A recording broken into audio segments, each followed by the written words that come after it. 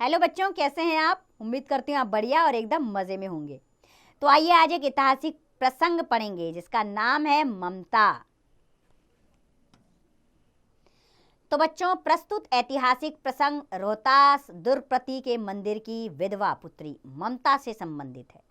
इसमें ममता के सच्च चरित्र को प्रस्तुत किया गया है जो हम सबके लिए प्रेरणादायक है। रोहतास दुर्ग के एक प्रकोष्ठ में बैठी ममता शोण के तीक्ष्ण गंभीर प्रभाव को देख रही थी। ममता विधवा थी, मन में वेदना वेदना यानी कि दुख, वेदना मस्तिष्क में आंधी, आंखों में पानी की बरसात लिए विकल सी बैठी थी। वह रोहतास दुर्गपति के मंत्री चूड़ामणि की अकेली दुहिता थी, इसलिए किसी चीज का अभाव उसके लिए असंभव था। किंतु वैधव्य का कलंक तो उसके सिर पर था ही। उस विडंबना का अंत कहाँ था? अर्थात सब कुछ था उसके पास, लेकिन विधवा थी वो। चूड़ामणि ने चुपचाप उसके प्रकोष्ठ में प्रवेश किया। शोण के प्रभाव में, उसके कलनाद में अपना जीवन भूल जाने में वह बेसुध थी, इसलिए पिता का अंदर आना वह न जान सकी। चूड़ामणि व्यथित हो उठे। स्नेह पालिता पुत्री के लिए वे क्या सेवा करे यह निश्चय नहीं कर सकते थे। लौटकर बाहर चले आए। प्राय ऐसा ही होता रहता है, पर आज उनके मन में बड़ी दुश्चिंता थी, यानी कि बहुत गंभीर चिंता उन्हें सता रही थी। एक पहर बीत जाने पर वे फिर ममता के पास आए। इस बार उनके साथ 10 सेवक चांदी के बड़े थालों में कुछ लिए हुए आए। उनकी पदचाप यानी कि पैरों की आहट, उनकी पदचाप सुनकर ममता ने मुड़कर देखा। उन्होंने सब थालों को रखने का संकेत किया। अनुचर थाल रखकर चले गए। ममता ने पूछा, यह क्या है पिताजी? तेरे लिए बेटी उपहार है, कहकर चूड़ामणि ने थालों पर से आवरण हटा दिया, यानी कि जो कपड़े उनमें डले हुए थे वो हटा दिए, आवरण हटा दिए। स्वर्ण का पीलापन उस सुनहरी संध्या में विकीर्ण होने लगा। इतना स्वर्ण, स्वर्ण यानी कि सोना, यह कहाँ से आया? ममता, यह तुम्हारे लिए ही तो है। तो क्या आपने म्लेच्छ का उत्कोच स्वीकार कर लिया? पिताजी, ये अनर्थ है, अर्थ नहीं। लौटा दीजिए। पिताजी, हम लोग ब्राह्मण हैं, इतना सोना लेकर क्या करेंगे? इस पदोन्नति प्राचीन सामंत वंश का आंत समीप है बेटी। किसी भी दिन शेरशाह रोहतास पर अधिकार कर सकता है। उस दिन मंत्रित्व तो ना रहेगा, तब के लिए है यह सब बेटी। हे भगवान, तब के लिए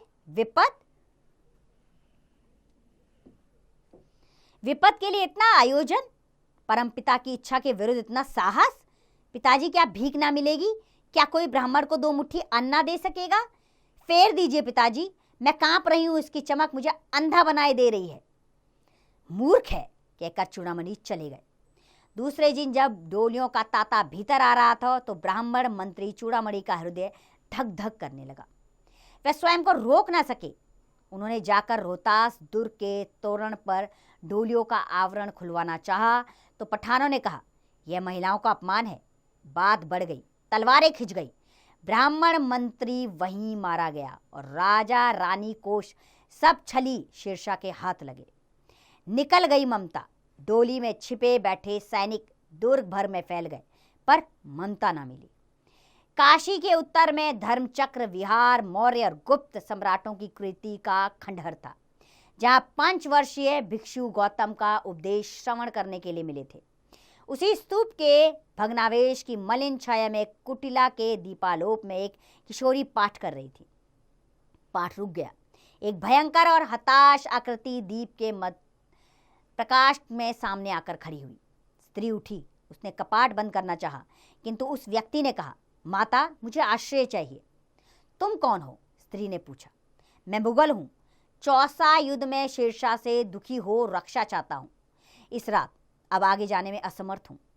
क्या, शेरशाह से? किशोरी ने अपने होंठ काट लिए। हाँ माता, परंतु तुम भी वैसे ही क्रूर हो। वही अनवरत रक्त की प्यास, वही निष्ठुर प्रतिबिंब तुम्हारे मुख पर भी है। सैनिक, मेरी कुटीरा में तुम्हारे लिए स्थान नहीं है। कहीं और जाकर दूसरा आश्रय खोज लो। गला सूख रहा है, साथी छूट गए हैं, अश्व गिर पड़ा है, काफी थका हुआ हूं मैं। इतना कहते कहते वह व्यक्ति धम से वहीं बैठ गया और ब्रह्मांड उसके सामने घूमने लगा है। इधर स्त्री ने सोचा कि यह विपत्ति कहाँ से आन पड़ी। विपत्ति यानी कि समस्या, ये संकट मेरे सामने कैसा आन पड़ा। खैर, उसने जल दिया, यवन की जान में जान आई। वह सोचने लगी, विधर्मी दया के पात्र नहीं होते। मेरे पिता का वध करने वाले आतताई, घृणा से उसका हृदय विरक्त हो उठा।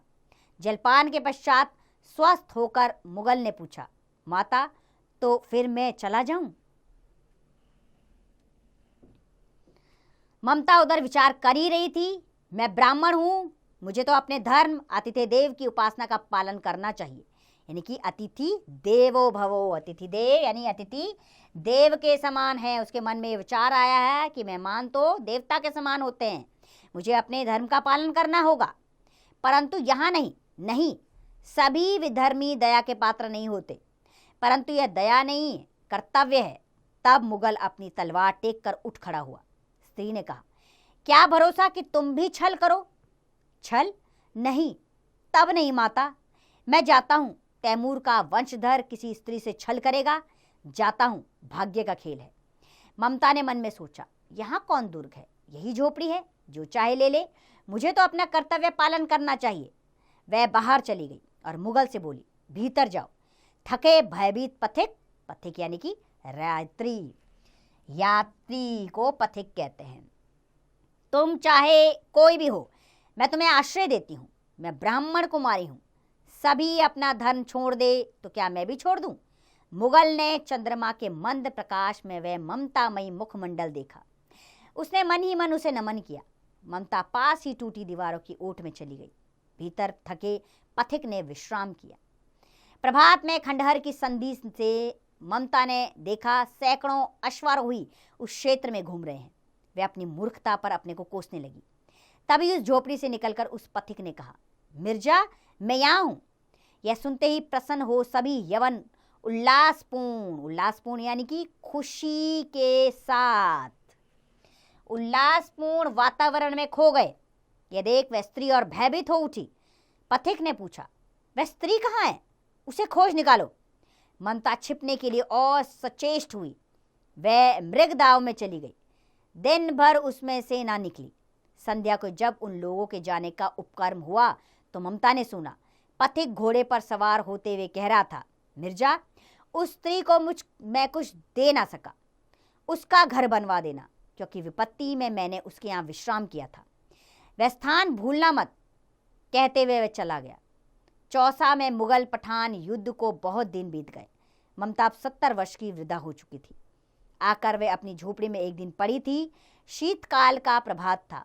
उसका जीर्ण कंकाल खांसी से गूंज रहा था। ममता की सेवा के लिए गांव की 2-3 स्त्रियां उसे घेर कर बैठी थी, क्योंकि वे आजीवन सबके दुख सुख की सहभागिनी थी।